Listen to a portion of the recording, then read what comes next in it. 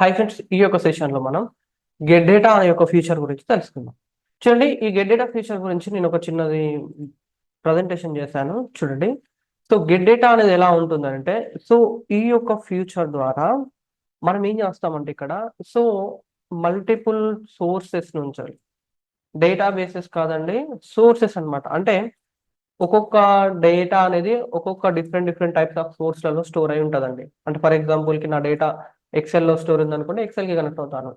ఎస్క్యూఎల్కి store అయిందనుకో, ఎస్క్యూఎల్కి connect అవుతాను. సిఎస్పి కనెక్ట్ అయిందనుకో, సిఎస్సికి కనెక్ట్ అవుతాను. పీడిఎఫ్ కావాలంటే పీడిఎఫ్కి కనెక్ట్ అయ్యి నాకు కావాల్సిన డేటా ఇందులోకి తీసుకొచ్చుకొని ఇక్కడ నుంచి ఈ యొక్క పవర్ బి డెస్క్టాప్లోకి తీసుకొస్తాను. తీసుకొచ్చిన తర్వాత ఇలాంటి రిపోర్ట్స్ అనేది చేయడానికి అవకాశం అనేది ఉంటుంది. ఓకే, సో ఈ రిపోర్ట్స్ అనేటివి మనం దీనికి ఎలా కనెక్ట్ అయ్యి డేటా తీసుకొచ్చుకుందాం అనేది చూద్దాం. ఓకే, చూడండి, ఇది మన పవర్ బిఐ డెస్క్టాప్. సో దీంట్లోకి వచ్చేసి నేను by import data from Excel తీసుకుంటున్నాను. వాటిగా ఇక్కడ డబుల్ క్లిక్ చేసిన వస్తుంది. లేకపోయింది అనుకోండి, చూడండి గెట్ డేటా ఉంటుంది, ఇక్కడైనా ఉంటుంది. లేకపోయింది అనుకోండి, మీరు డైరెక్ట్గా మోర్ క్లిక్ చేస్తే ఇప్పుడు కరెక్ట్గా మనకు గెట్ డేటాలో ఉండే ఆప్షన్స్ అన్నీ వస్తాయండి. అంటే ఇవన్నీ డేటాబేసెస్ కాదు, డేటా సోర్సెస్ అన్నమాట. అంటే మన డేటా అనేది ఫైల్ రూపంలో ఉందా, డేటాబేస్ రూపంలో ఉందా, మైక్రోసాఫ్ట్ ఫ్యాబ్రిక్ రూపంలో ఉందా, పవర్ ప్లాట్ఫామ్లో ఉందా, అజూర్లో ఉందా, లేదా ఆన్లైన్ సర్వీసెస్లో ఉందా, అదర్ సర్వీసెస్లో ఉందా, జస్ట్ సెలెక్ట్ చేసుకుంటే మనకు డేటా అనేది రావడానికి అవకాశం అనేది ఉంటుంది. సో ఇప్పుడు నాకు ఫైల్లో ఉంది కాబట్టి నేను ఏం చేసిన, ఫైల్కి కనెక్ట్ అవుతున్నా కాబట్టి ఆ ఫైల్ సెలెక్ట్ చేసుకున్నా. ఇక్కడ డబుల్ క్లిక్ చేసినా, ఇలా డబుల్ క్లిక్ చేసినా కనెక్ట్ అవుతుంది. లేకపోయింది అనుకోండి, మీరు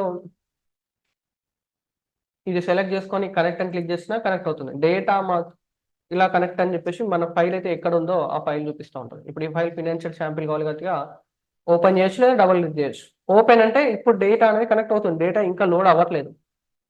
ఎందుకనంటే ఈ నావిగేటర్ విండోలో మనం ఏమైతే సెలెక్ట్ చేసుకొని లోడ్ అని క్లిక్ చేస్తామో అవి మాత్రమే లోడ్ అవుతాయి.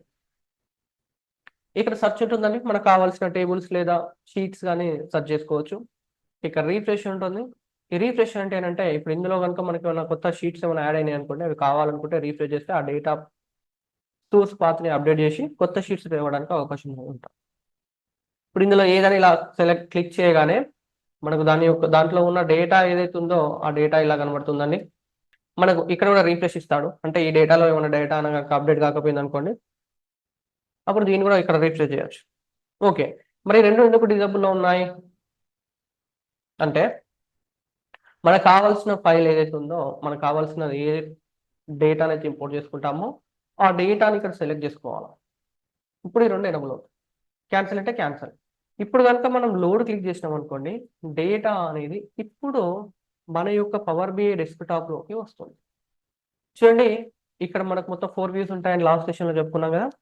చూడండి, మీకు ఏమైనా క్వశ్చన్స్ ఉన్నా కానీ ఈ యొక్క వీడియో డిస్క్రిప్షన్లో నా యొక్క ఫోన్ నెంబర్ ఉంటుంది, దానికి వాట్సాప్ ఉంటుంది, దాంట్లో నేను మీకు కనెక్ట్ అవుతాను. ఓకేనా.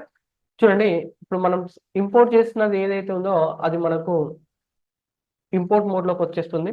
సో ఇంపోర్ట్ మోడ్లోకి వచ్చిందంటే డేటా కనబడుతుంది. చూడండి, టేబుల్ వ్యూలోకి వెళ్తే ఈ విధంగా మనకు డేటా అనేది కనబడుతూ ఉంటుంది. మోడల్లోకి వెళ్తే ఈ విధంగా మోడల్ వచ్చేస్తుంది. నెక్స్ట్ డాక్స్ క్వరీ వ్యూలోకి వెళ్ళిపోయారనుకోండి. ఓకే, సో ఇక్కడ కూడా చూడండి, ఎవాల్యుయేట్, దెన్ మన యొక్క ఫైల్ నేమ్ ఏంటి, ఫినాన్షియల్ కదా టేబుల్ నేమ్.